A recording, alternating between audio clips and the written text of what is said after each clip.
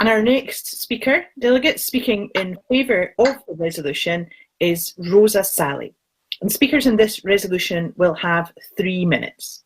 So, welcome to Rosa.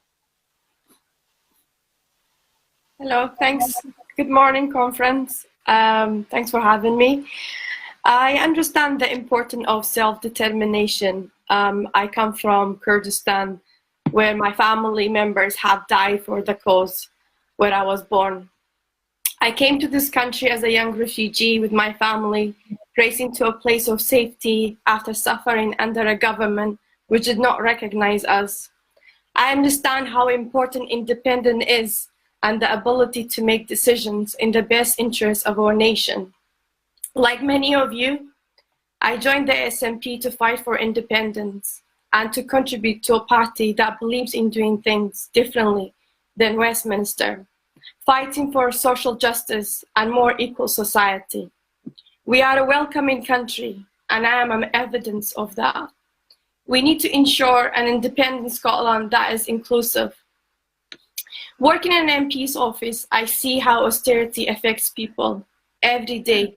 People struggling financially because their disability benefit have been taken away from them, or they have to go through another unfair assessment, which they did 2 years ago, and their health has only deteriorated since then. So you can see all these cases that people have been treated unfairly. We need to create a fairer social security system and immigration system with a focus on dignity, fairness, and respect.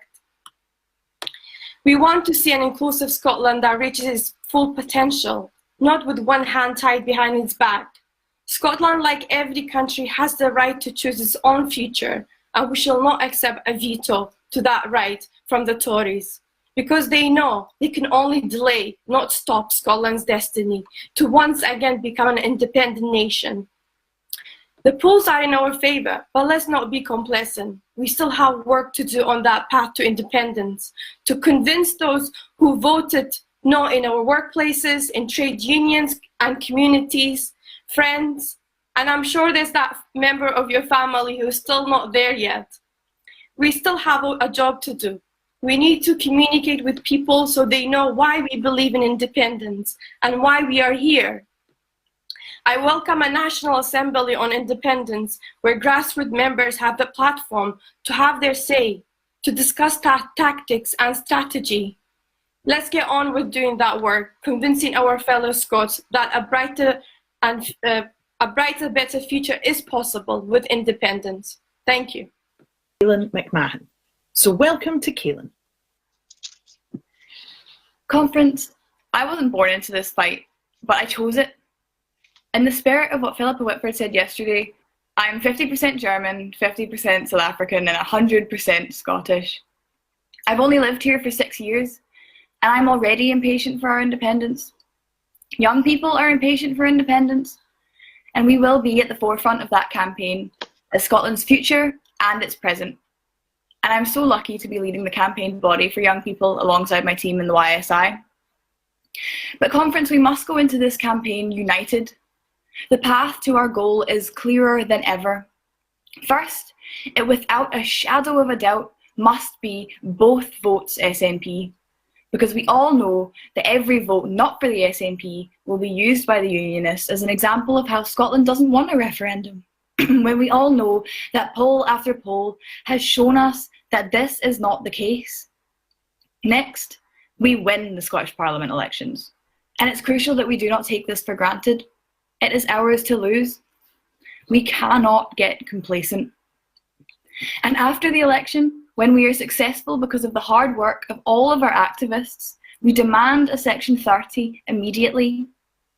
If Boris says no, then it's up to us in the SNP as the political leadership of our country to gather Scottish civil life, cultural life, businesses, trade unions, Scottish society, to demand a referendum and agitate as much as we can. It's already unsustainable for the UK government to keep up their position. It is only a matter of time. Friends, that's how we're going to get a referendum, and that's how we're going to get the country ready. But when we do this, we must make absolutely sure that our campaign includes everyone, so that our country includes everyone. How we conduct ourselves now is going to be the legacy we will set for generations to come in our new independent country. Right now is so important. If we go into a country intolerant and divided with room for bigotry, that will be the future of an independent Scotland. If we are dignified and inclusive, our country will benefit for decades. After all, is independence not the means to an end, with the true end being a society that is fair and just for all Scots, old and new, a country where poverty is eradicated, LGBT people live freely, women are equal, and racism and ableism are not tolerated. That's the independent Scotland that I want to live in. Thank you. Final speaker in this session, speaking for the resolution, is Mary Black MP. So conference, welcome Mary. Thank you, conference. I must begin by saying that, like so many of us, I am tired. I am tired of begging Westminster governments for basic competence while they expect us to be silently grateful. To be honest, I was tired by the time I got to the end of the resolution. It's so long, so I'll try and get to the point. Scotland, as a country within the UK, will never be treated as an equal partner. Instead of using our talent and resources to develop a clean and ethical Scotland ready to play its part in the world, we waste all that potential, protecting ourselves from Westminster's reckless actions. The Internal Market Bill is specifically designed to allow this Tory government to bypass those very protections. And Brexit already proves that they are quite happy to ignore the devolved nations when it suits. We know it's not a question of if Scotland can be independent. We have the natural resources, the structures and the geography to make it as an independent country in the world. All we need now is the will. And the election in May is a chance to demonstrate that will. Now, the end of this motion speaks of kindness, diversity and care and love for each other. And this is absolutely true.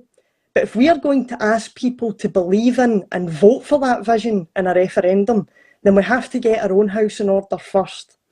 We believe in independence because it's the only realistic route to realising that vision of a fairer, healthier and more equal Scotland. So we have a duty as a party to get serious about tackling the bigotry that makes minorities, including some of our own members at times, feel like that vision may be a pipe dream after all. We know for a fact that there is a deliberate disinformation, divisiveness and online interference in politics worldwide, and we're kidding ourselves if we think we are exempt from it. Insidious politics works by a dripping effect. Little standalone statements that seem reasonable at first, dropping into a river of paranoia that drags down even the most rational of people. We overcome it by spending less time on social media and do politics the proper way. We speak to real people. We listen to their concerns. When politics comes up at the dinner table or in the group chat, we make clear that things like free education, social security and an NHS completely safe from privatisation should be an automatic right for everyone. We build a vision of a Scotland with health and the environment at the heart of everything we do. Last time round, we argued that the status quo could be maintained. Well, today, that status quo no longer exists, and we shouldn't pretend it does. Rather than trying to mimic an outdated, unjust and politically corrupt system, let's grab control of the narrative and stop being on the back foot on issues like currency and public ownership. Let's bring about a vision that speaks to what's actually needed, an economy that serves people instead of the other way about.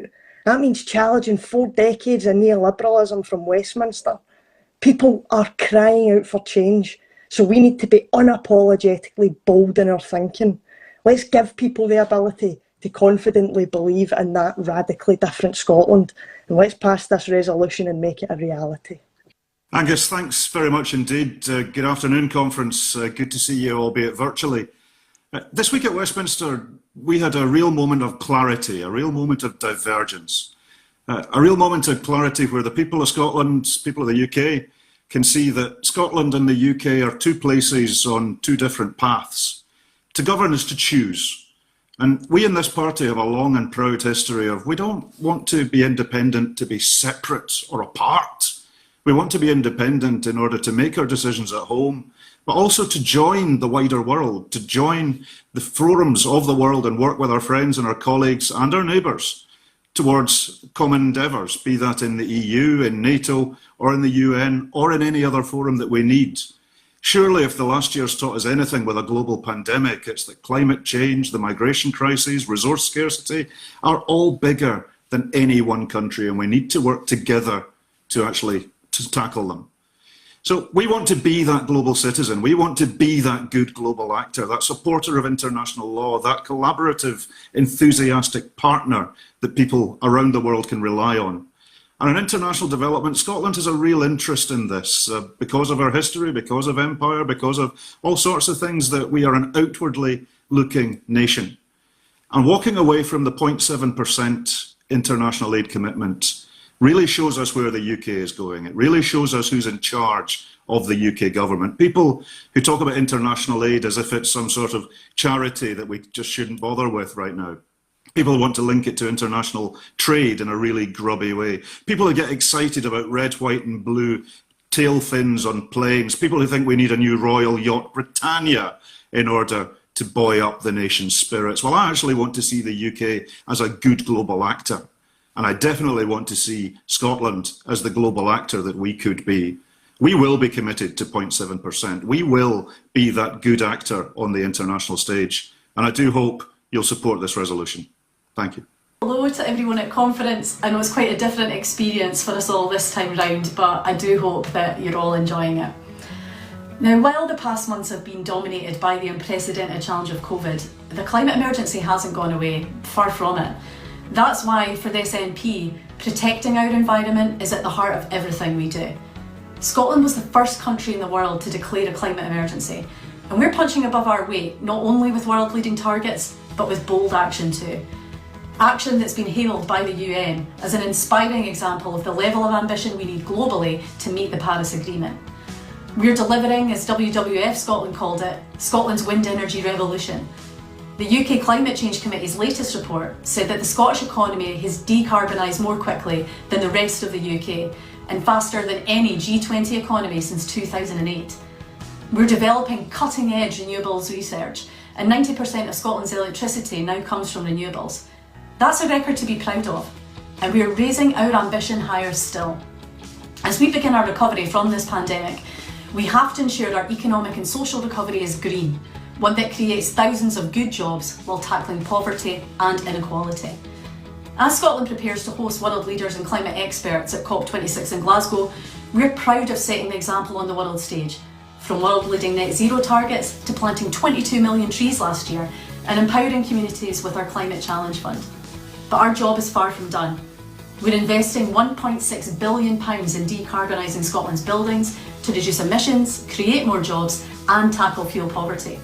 £250 million to restore Scotland's peatlands and enhance biodiversity. We have a bold plan that rises to the scale of the challenge while delivering thousands of good jobs, making our society fairer and reinforcing Scotland's global leadership. The 2021 election will be the most important in Scotland's history.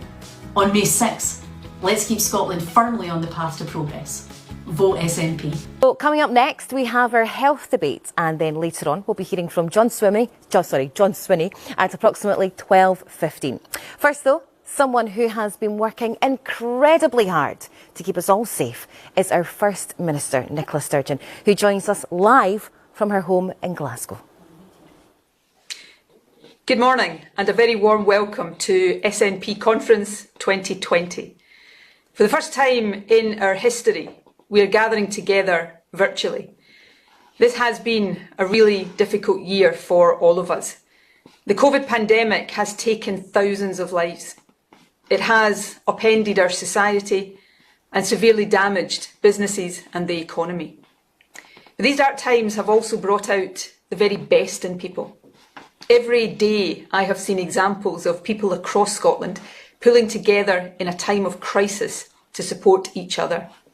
These last few months have reminded me just what a privilege it is to serve as First Minister of our country.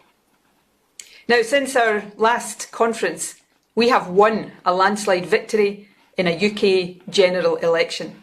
and support for independence has risen. It has become the sustained and majority view in public opinion this year. While our primary focus must be on tackling and beating COVID, for which we now have renewed hope, Scotland must also be ready for what comes next, and I know we will be. Our country has so much talent and potential. We can build a resilient economy with job creation and fairness at its heart. We can protect and invest in public services like our NHS. We can overcome poverty and inequality, and we can lead the way in tackling the climate emergency. The question for all of us as we look ahead to the election next May is this: who should be taking the decisions that shape our futures? We know that it is the people who live here, wherever they come from, who can best harness Scotland's immense human and natural resources to the benefit of everyone. So this weekend and over the next few months, let us reach out to all of Scotland like never before. Let us demonstrate with cool heads and patient persuasion that Scotland is ready to take our place in the global family of independent nations. Scotland is now a nation on the brink of making history. Independence is in clear sight, and if we show unity of purpose, humility and hard work, I have never been so certain that we will deliver it. The people of Scotland have the right to choose their future. Let us now focus all our efforts on making sure we bring about that better country that we and future generations deserve. An independent future lies ahead. Let us grasp it. Conference outcomes from the dedication and hard work of our teacher and all involved in education has already been evidenced, including the very strong performance by pupils in Scotland in the recent PISA Global Competence Survey. It is heartening that our pupils and teachers are delivering outcomes like this. Scottish pupils are among the most likely in the developed world to understand and appreciate the perspective of others, to demonstrate some of the most positive attitudes towards immigrants, and to score highly on a test that assesses the ability to evaluate information and analyse multiple perspectives.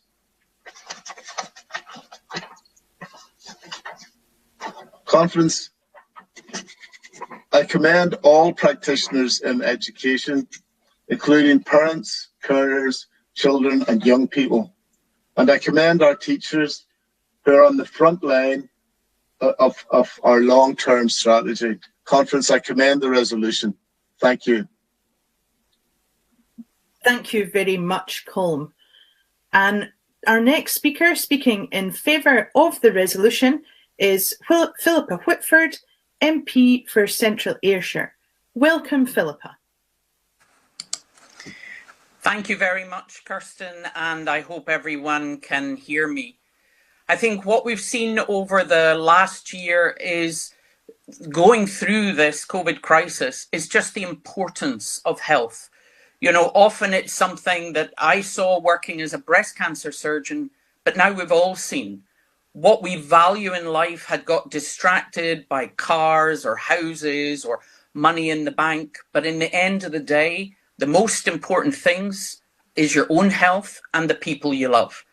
So we have seen the importance of health in our national resilience as this horrible little virus has brought us to a shuddering halt, but also in our own lives. And I too want to express my sympathy and condolences to those affected, whether through their own illness or the loss of a loved one.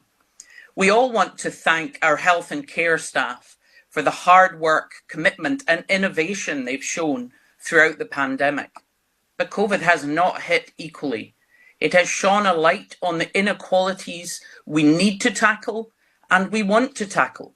Part of our vision for an independent Scotland has always been a fairer, healthier nation. We've seen the impact of COVID on poorer communities and its greater hit on certain ethnic groups. Also those whose jobs expose them more to the virus, either in the nature of the job or in their work insecurity, that they simply didn't have an option to work from home.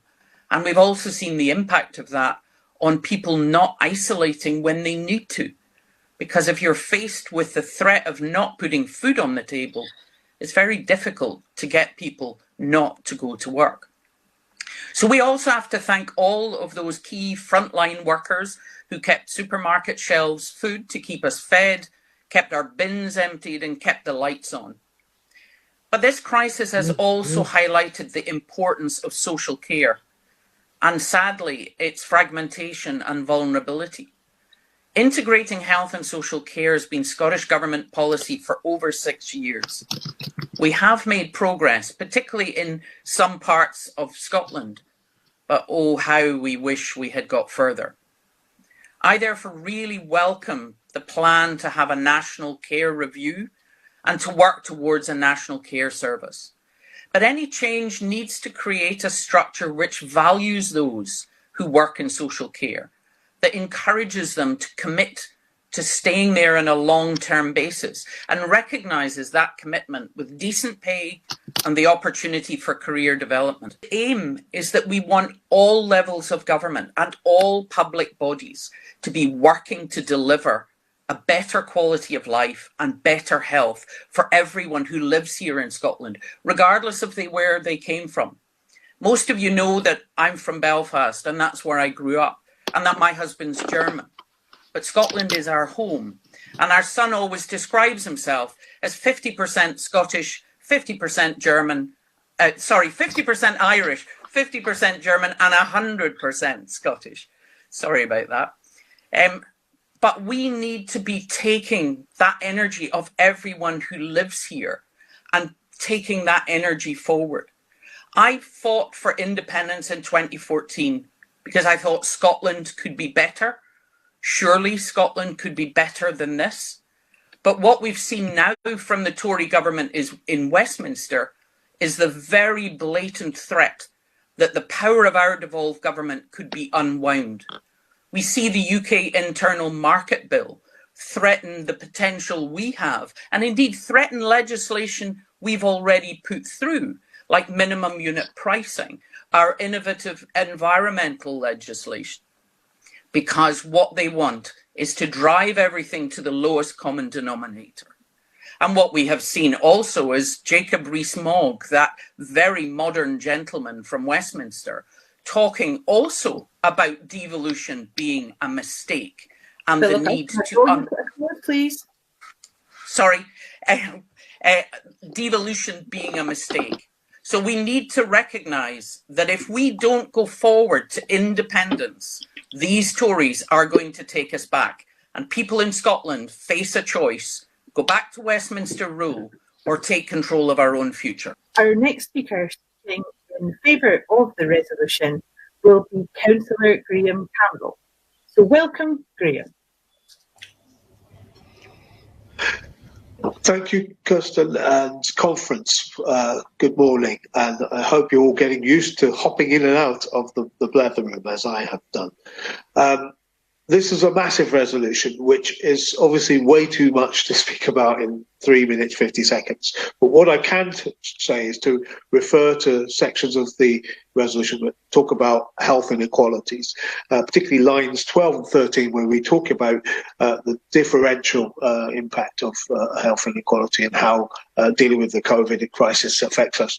I mean, I don't need to tell you, you'll know already that Black, Asian and minority ethnic communities are more susceptible to this disease because of the pre-existing reality of the pandemic of racism and structural inequality. That COVID has come on top of that to see a massively higher death rate amongst BAME healthcare workers. And we know, of course, that with, I think, of the 200 or so BAME healthcare workers who've died of the virus during the emergency, 2/3 of them have been from BAME communities, which tells you something, that BAME workers, BAME staff are more likely to be at the front line of the response, therefore more likely to be in the danger. So I think we need to be taking some measures to protect. And that means taking cognizance of how we deploy our staff when we're tackling this crisis, which undoubtedly will go on for quite a few months before we get a vaccine widely available. I also want to flag up the point about zero COVID, having a zero COVID elimination strategy with a proper fit for purpose testing and tracing system.